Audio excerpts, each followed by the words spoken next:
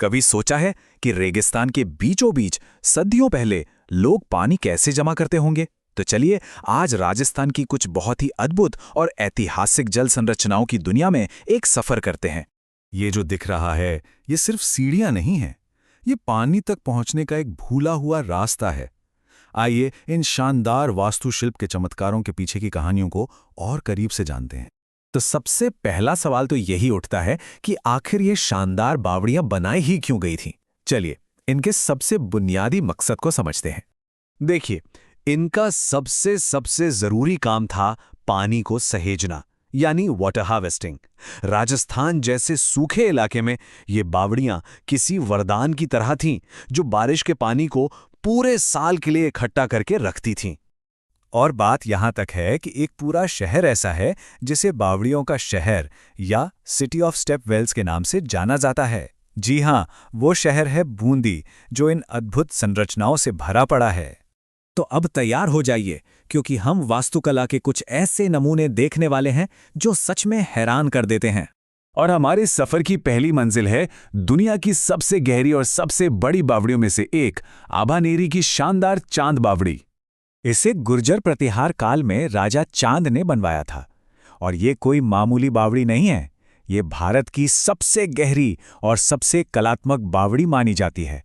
इसका महत्व कितना है, इसका अंदाज़ा बस इसी बात से लगा लीजिए कि साल 2017 में इस पर 5 रुपए का एक डाक टिकट भी जारी किया गया था। अच्छा, अब चांद बावड़ी की भव्यता से निकलकर हम चलते हैं बावड़ियों के शहर बूंदी, जहां हमारे इंतजार कर रही हैं रानी जी की बावड़ी। इस बावड़ी के पीछे एक शाही कहानी है।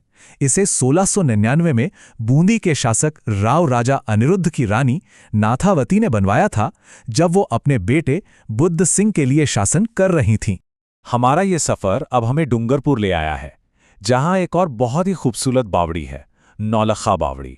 इस बावड़ी को 1586 में डूंगरपुर के शासक महारावल आसकरण की पत्नी प्रीमल देवी ने बनवाया था।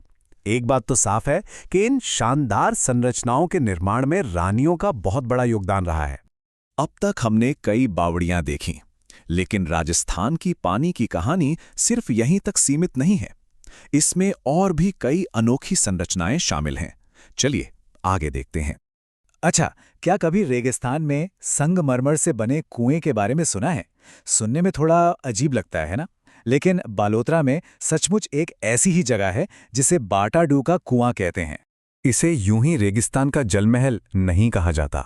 रावल गुलाब सिंह ने इसे इतने खूबसूरत संगमरमर से बनवाया था कि ये तपते रेगिस्तान में किसी महल जैसा ही नजर आता है। अब तक हमने जो भी देखा वो इंसानी कारीगरी का कमाल था, लेकिन अब टोक में कुछ ऐसा देखने वाले हैं जहां प्रकृति और कला एक साथ मिल जाते हैं। ये है हाथी भाटा। जरा कल्पना कीजिए, कारीगरों ने एक ही विशाल चट्टान को तराशकर एक हाथी की मूर्ति बना दी। और सिर्फ इतना ही नहीं, उसी में एक ऐसा प्राकृतिक कुंड भी है जिसमें पानी कभी नहीं सूखता। है ना कमाल की कारीगरी?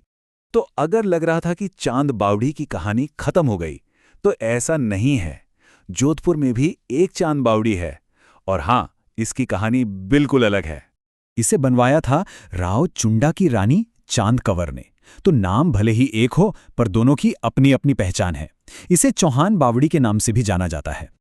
चलिए अब जोधपुर से निकलते हैं और रुख करते हैं झीलों की नगरी उदयपुर का।